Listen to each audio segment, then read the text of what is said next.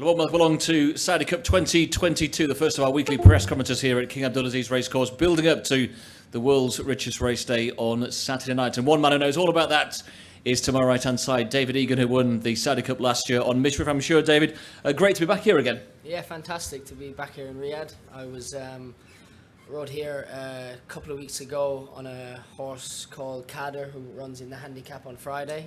He finished third, so I had a little test run there a couple of weeks ago, and yeah, great to be back for the big week. And what's it been like? Do all the emotions from the big night come back when you walk back into the racecourse? Yeah, absolutely. It'll be a special place. I keep in my heart now forever every time I come here to Riyadh. But no, fantastic that the horse is here in good shape again and fit and healthy, and all guns blazing, I suppose. And take us back to 2021, not just a Saudi Cup, but what he went on to achieve. He's won here, but then he's gone on to prove himself over different distances and different services back, not just in Europe, but also over in Dubai. Absolutely. It's just a credit to Team Gosden, everyone there at Clarehaven, and Mishrif, the horse himself, because mentally he must be so strong and versatile to do it on any surface, any trip. It's quite astonishing, really. And how much confidence did you come into the race 12 months ago, given he'd been out here and ran so well in the Derby the year before? Yeah, it was a big feather in his cap, and I think that'll just be an asset to him that he's been here twice, whereas most of the horses in the race are running on the track and this type of surface for the first time. So, no, it'll be a big help to him, and hopefully it'll guide us to victory again, I suppose. And how can you compare and contrast how he's arriving here in the sort of shape that he's in and what you're hearing from the team compared to 12 months ago? And what, in your mindset, is different or the same in your approach to the race? It's pretty similar, because he obviously was coming into the Saudi Derby in the Saudi Cup last year after winning the Prix du Jockey Club. So obviously he won a big European Group 1. Coming here after a disappointing run in the Champion Stakes at Ascot, and he was able to bounce back, and I suppose it wasn't as bad a run last year in the Champion Stakes. He finished a good fourth on ground that probably wasn't ideal, and he had a long season after winning the Juddmonte, and a couple of battles with the Dare probably took it out of him, but he's had a similar prep in the UK in the winter, and yeah, he's a horse who travels very well, so that doesn't. He takes it all in his stride, and yeah, hope all things go nice and smoothly to the race. And how do you approach it? Do you feel more pressure or less pressure coming here as the reigning champion? Is it the fact that he's got to come back and prove himself, or that he's already done it and anything else is a bonus? Yeah, obviously for Mishrif, he wouldn't feel any of the pressure. He's just coming out, and it's a usual trip to Riyadh in February. He's kind of getting used to it now, but obviously for me, I think the major sort of form study and things like that and tactics will be done once the draws come out. That'll be a big sort of guide in what will happen, not only for us but for most of the other runners, because as you know, in dirt racing it's big emphasis on pace from the gates, and obviously everything went really smoothly last year, but we'll be trying for the same again, hopefully. And do you feel he's become a more tactically versatile horse through his career?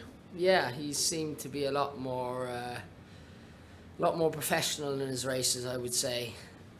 As a 3-year-old here in the Derby, he used to jump slow, and he took an age to get going. He's a bit, wouldn't call him clumsy, just a bit sort of immature, I would say. And I think just with racing and maturing with age has just made him develop into the perfect racehorse, really. And yeah, hopefully everything will go well. As you say, draw to come, that's going to be very important. But what do you make of the field? Strong challenge locally from America and from Japan as well? Absolutely. It's I think last year going into the race, everyone had their eyes on the big two in Nixco and Charlatan. So I think it's more of an open race this year. You could pick half a dozen there that you could really show good form, and this horse could win a Saudi Cup on their profiles, but obviously Mishrif's going to prove that he's probably the horse to beat and the horse that's got the track experience, so yeah, we'll lead the way, I suppose. And this horse, of course, your association with Prince Faisal's been crucial to what you've achieved, but what's he done to your career, David, and what does he mean to you?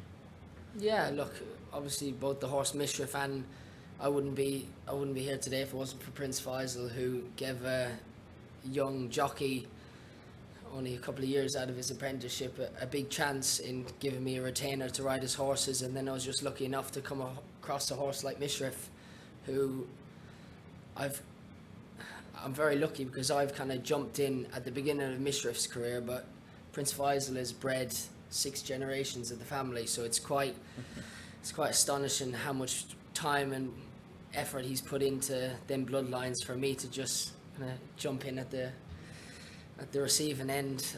I know I'm privileged and I'm very lucky, and hopefully I can just keep providing the results for him and the team.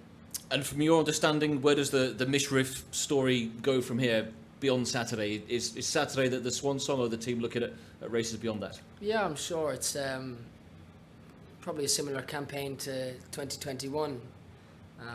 Obviously he won't be, it's not the right, he's obviously still a Colton for a stallion career. He can't stop now. He's got the whole of 2022 to have before he starts thinking about that. But yeah, who knows, maybe he might make another trip over to Dubai for the World Cup night, whether that's the World Cup or the Shima Classic. He's obviously got options. He had last year. We opted for the Shima Classic in the mile and a half, but I couldn't say why not. He couldn't take on the Dubai World Cup, but that'll be for the decision made after. See how he runs on Saturday. But yeah, an exciting grass campaign in 2022 in Europe, hopefully.